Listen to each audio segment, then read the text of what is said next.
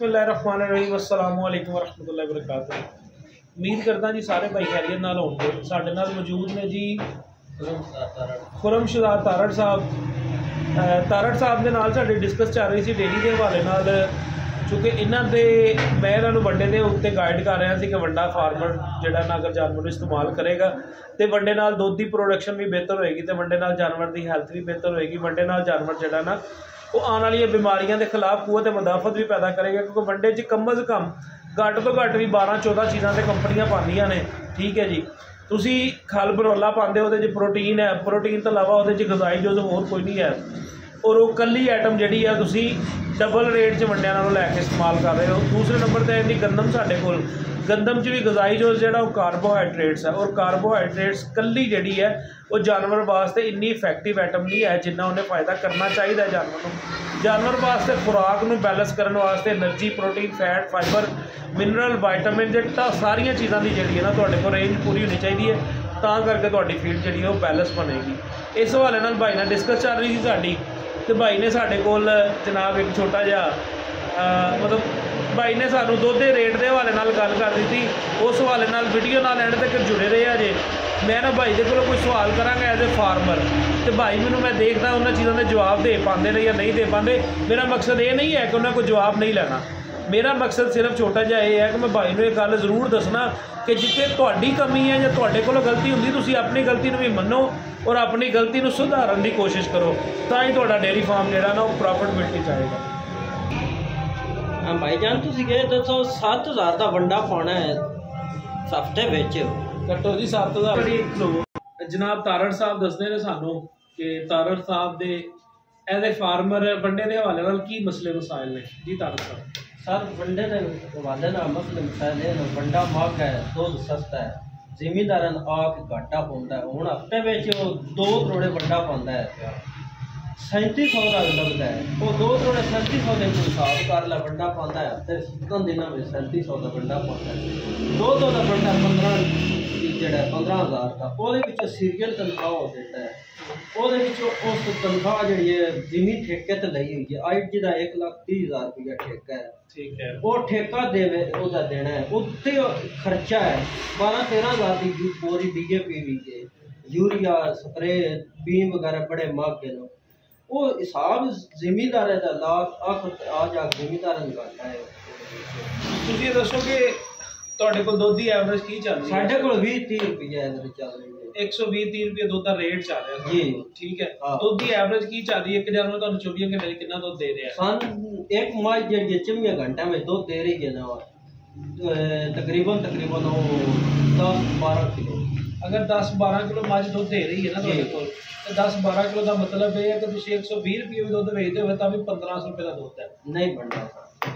वो भी फड़े समेत सारी चो भी है ना, जेड़ा तुसीं चो रहे हो फल बाहर काटना नहीं, जेड़ा चो रहे हैं ना वो सिर्फ 8 किलो 8-9 किलो भी अगर तुहाडे कोल फार्म ते दुध है तो मैं समझदा तुसीं दिहाड़ी दा रुपया 600-700 कमाते जी। 600-700 कमाने हैं, वो 600-700 रुपया 800 कमाने हैं, तो 1200 की दुध कर लो।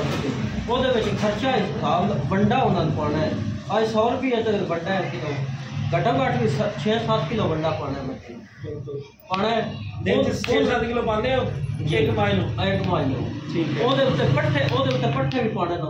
ठीक है, एक मज हो एक बंदा लाजमी स्पेशल रहा है, 2 भी ये एक मतलब केड़ी को कौम मज्जां दी ड्यूटी लग रखी है ते एक मज दे एक बंदा रखे है?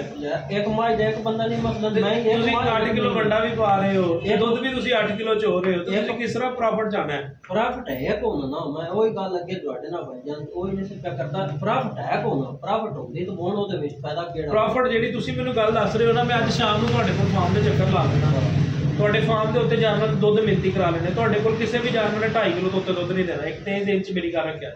ठीक है, ये साड़ियाँ कहन दियां गल्लां होंदियां ने। अगर 10 किलो का गड़वा है तो असीं 10 किलो का गड़वा चो के लिआंदा है, तो वो असीं झग्गू नाल जिहड़ा ना असीं अपने फार्म के उत्ते कसम कुरान चक्कर नूं भी तैयार है कि 10 किलो का मतलब है कि 10 किलो दुध है। अगर चुआई चंगी होवे जानवर की या चुआवा चंगा बैठा होवे थल्ले, तो मेरा अंदाजा जिहड़ा है कि 10 किलो का गड़वा 3 किलो दुध दे नाल भी भड़िया जा सकदा, अगर चुआवा चंगा तो चुआई चंगी होवे मज दी। देखो चीज़ है होंदी पहले नंबर पर साडा जिहड़ा जिम्मेदार है ना, इसकी सब नाल वड्डी कमजोरी पता की है, ये जानवर की जेनैटिक पोटैंशियल के हिसाब नाल कभी भी जानवर को दुध नहीं चो सकता। ਜੈਨੇਟਿਕ ਪੋਟੈਂਸ਼ੀਅਲ ਅਸੀਂ ਕਿਹਨੂੰ ਕਹਿੰਦੇ ਆ ਕਿ ਮੱਝ ਅੱਲਾਹ ਤਾਲਾ ਨੇ ਸਲਾਹੀਅਤ ਰੱਖੀ ਹੈ 15 ਲੀਟਰ ਦੁੱਧ ਦਿੰਦੀ ਹੈ, 10 ਲੀਟਰ ਦੁੱਧ ਦਿੰਦੀ ਹੈ, 8 ਲੀਟਰ ਦੁੱਧ ਦਿੰਦੀ। ਸਾਡਾ ਜ਼ਿਮੀਦਾਰ ਜਿਹੜਾ ਉਸ ਮੱਝ ਕੋਲੋਂ 5 ਤੋਂ 6 ਕਿਲੋ ਦੁੱਧ ਲੈ ਰਿਹਾ ਹੁੰਦਾ, ਜਿਹੜਾ 3 ਕਿਲੋ ਡੇਲੀ ਦਾ ਨੁਕਸਾਨ ਕਰ ਰਿਹਾ ਹੁੰਦਾ, ਉਹ ਵੱਖਰਾ ਦੁੱਧ ਦਾ। ਦੇਖੋ ਪਹਿਲੇ ਨੰਬਰ ਤੇ। ਦੂਸਰੇ ਨੰਬਰ ਤੇ ਫਾਰਮਰ ਸਾਡਾ ਇਸ ਗੱਲ ਤੇ ਚੀਖਾਂ ਮਾਰਦਾ ਹੈ ਕਿ ਸਾਡੇ ਕੋਲ ਦੁੱਧ ਦਾ ਰੇਟ ਨਹੀਂ ਹੈ। ਮੈਂ ਵੀ ਐਜ਼ ਅ ਫਾਰਮਰ ਗੱਲ ਤੁਹਾਡੇ ਨਾਲ ਕਰ ਰਿਹਾ, ਮੈਂ ਐਜ਼ ਅ ਡਾਕਟਰ ਨਹੀਂ ਗੱਲ ਕਰ ਰਿਹਾ। ਮੇਰੇ ਆਪਣੇ ਫਾਰਮ ਦੇ ਮਸਾਇਲ ਹੋਣਗੇ, ਜਿਹੜੇ ਫਾਰਮਰ ਦੇ ਮਸਾਇਲ ਨੇ ਮੇਰੇ ਕੋਲ, ਜਿਹੜੇ ਭਾਈ ਤਾਲੜ ਸਾਹਿਬ ਬੈਠੇ ਨੇ, ਜਿਹੜੇ ਇਹਨਾਂ ਦੇ ਫਾਰਮ ਦੇ ਮਸਲੇ ਨੇ, ਉਹ ਵੀ ਮੇਰੇ ਕੋਲ ਮਸਲੇ ਹੋਣਗੇ।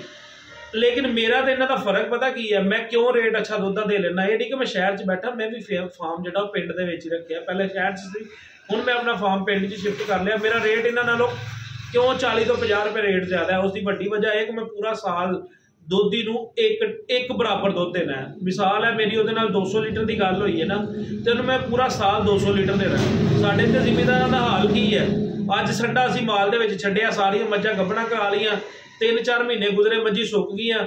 ਜਦੋਂ ਦੁੱਧ ਦੀ ਡਿਮਾਂਡ ਹੋਈ, ਮਿਸਾਲ ਹੈ ਸਾਡੇ ਕੋਲ ਅਪ੍ਰੈਲ, ਮਈ, ਜੂਨ, ਜੁਲਾਈ, ਅਗਸਤ, ਇਹ 5 ਤੋਂ 6 ਮਹੀਨੇ ਐਸੇ ਨੇ ਜਿਨ੍ਹਾਂ ਮਹੀਨਿਆਂ 'ਚ ਦੁੱਧ ਦੀ ਸਭ ਨਾਲੋਂ ਜ਼ਿਆਦਾ ਡਿਮਾਂਡ ਹੁੰਦੀ ਹੈ। ਜਿਹੜਾ ਬੰਦਾ ਘਰ 'ਚ 2 ਕਿਲੋ ਦੁੱਧ ਇਸਤੇਮਾਲ ਕਰ ਰਿਹਾ ਹੁੰਦਾ, ਉਹ ਦੁੱਧ ਕੋਲੋਂ 4 ਕਿਲੋ ਦੀ ਡਿਮਾਂਡ ਕਰਦਾ, ਬਈ 4 ਕਿਲੋ ਦਿਓ। ਹੁਣ ਤੁਸੀਂ ਅੰਦਾਜ਼ਾ ਲਾ ਕੇ ਦੇਖੋ, ਤਾਰੜ ਸਾਹਿਬ ਦੇ ਕੋਲ ਅੱਜ ਅਗਰ ਫਾਰਮ ਦੇ ਉੱਤੇ ਦੁੱਧ 50 ਕਿਲੋ ਹੈ, ਤੇ 1 ਮਹੀਨੇ ਬਾਅਦ ਤਾਰੜ ਸਾਹਿਬ ਕੋਲ 5 ਕਿਲੋ ਦੁੱਧ ਰਹਿ ਜਾਣਾ, ਜਿਹੜਾ ਇਹਨਾਂ ਨੇ ਘਰ ਇਸਤੇਮਾਲ ਕਰਨਾ, ਦੁੱਧ ਨੂੰ ਦੇਣਾ ਹੀ ਨਹੀਂ। ਫਿਰ ਜਿਹੜੇ ਦੁੱਧ ਨੂੰ ਇਹਨਾਂ ਨੇ ਸਰਦੀਆਂ ਨੂੰ, ਜਦੋਂ ਉਹਦੀ ਕੰਜ਼ੰਪਸ਼ਨ ਘੱਟ ਹੈ, ਉਹਦੀ ਮਤਲਬ ਅੱਗੇ ਵਿਕਰੀ ਘੱਟ ਹੈ, ਉਹਨੂੰ ਤੁਸੀਂ ਜ਼ਿਆਦਾ ਮਿਕਦਾਰ 'ਚ ਦੁੱਧ ਦਿਓਗੇ, ਉਹ ਆਪਣੀ ਮਰਜ਼ੀ ਦਾ ਰੇਟ ਹਰ ਸਾਲ ਤੁਹਾਡੇ ਨਾਲ ਬਣੇਗਾ। ਅਗਰ ਤੁਸੀਂ ਪੂਰਾ ਸਾਲ ਉਹਨੂੰ 1 ਟੱਕ ਦੁੱਧ ਦਿਓ, 1 ਵਜ਼ਨ 'ਚ ਦੁੱਧ ਦਿਓ, ਜਾਂ ਗੱਲ ਕਰਕੇ ਪੂਰਾ ਦੁੱਧ ਕਰਕੇ ਰੱਖੋ, ਤੇ ਤੁਹਾਡਾ, ਮੈਂ ਸ਼ਰਤੀਆ ਗੱਲ ਕਹਿਣ ਨੂੰ ਤਿਆਰ ਹਾਂ, ਜਿਹੜਾ ਤੁਹਾਡਾ ਰੇਟ ਹੋਏਗਾ ਨਾ, ਉਹ ਤੁਹਾਨੂੰ ਹਮੇਸ਼ਾ ਦੁੱਧ ਹੀ ਦੇਗਾ।